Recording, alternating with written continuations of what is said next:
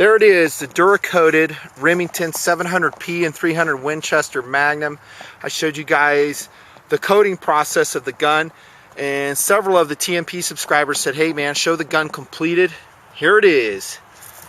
I'm real happy with the results. As you can see, it looks like a factory applied finish. Let me come nice and close. The sun's setting here on this January day. I did sand that scope with 400 grit sandpaper, like I said. That's kind of like the automotive variety, because that smooth anodization on the scope kind of needed some roughing up. And then I used some fine steel wool as well. You can see I taped the numeral portions of the scope, things I did not want to have DuraCoat on, and just a little bit of minor overspraying areas, and I'm not too picky about that.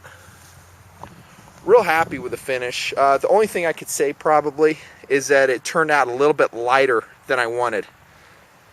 The catalog and the website show the stone color of the DuraCoat as to be darker, and it turned out a little bit lighter than I anticipated. I'm still overall happy with it though. But I'm contemplating shooting it with maybe a darker color, maybe a coyote brown, maybe doing a digital camo pattern on it. But I do like just a light sand color as it turned out. Maybe a shade darker would be nicer. This here is a Harris bipod. That's not DuraCoated. That's actually sprayed with Brownells Aluma-Hyde paint. It's a high quality, supposedly high abrasion paint. It's not an epoxy finish like DuraCoat is. However, it's supposed to be more durable than regular spray paint, so I'm going to give that a test. I also sanded that Harris bipod down. That's a nice color, huh? That brown, I like that. Blends in nicely with this background I have right now. This is just an arbitrary background to give you an idea of what the gun would look like. Of course, your colors you're going to spray your gun with dependent on a lot of things. First and foremost, your preference. What do you want your gun to look like?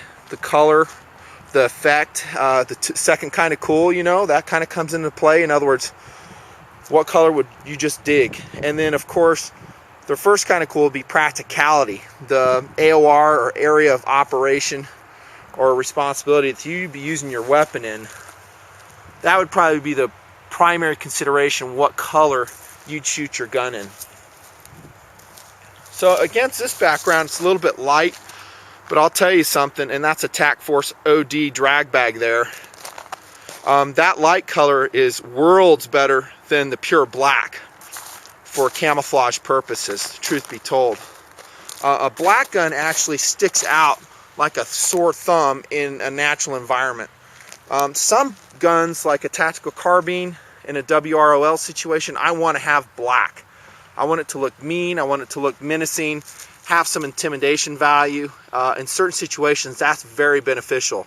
However, for a precision rifle where the intent is long-range engagements, and probably involved in that is an element of camouflage, then that's probably not a player. You'd do better off just going with something light like this, maybe an OD, a light sage, a light tan like this. Again, depending on your environment where you're at. By the way, that muzzle I plugged up with a foam earplug when I shot it, let it expand, and that worked just fine. Also coated the Butler Creek scope caps after sanding. Worked out.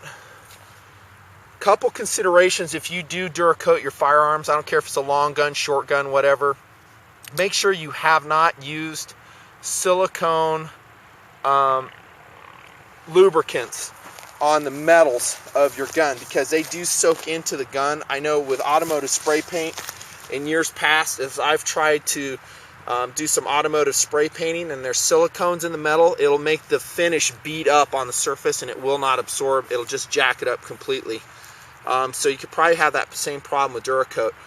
One of my subscribers emailed me and said he uses Militech, and Militech also says that it penetrates the metal a certain depth of microns. Therefore, it could very much be a player.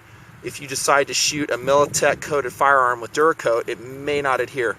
Enough said on that. Research it. If it were me, I wouldn't use that type of lubricant on my gun for any gun that I might DuraCoat in the future. Just a heads up. There's a Badger Ordnance extended bolt knob. I'm not going to do a review on the gun yet. It's still in its load workup phase. Have gone out and shot it a fair amount. However, it still needs a lot more work.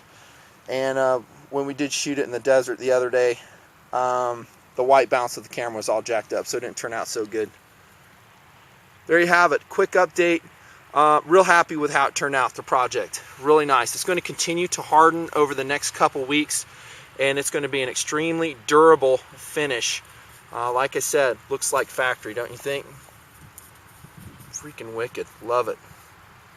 Nutnfancy signing off. Thanks so much for the support and the ratings. Totally need it. More vids coming. Allie's out there in the background.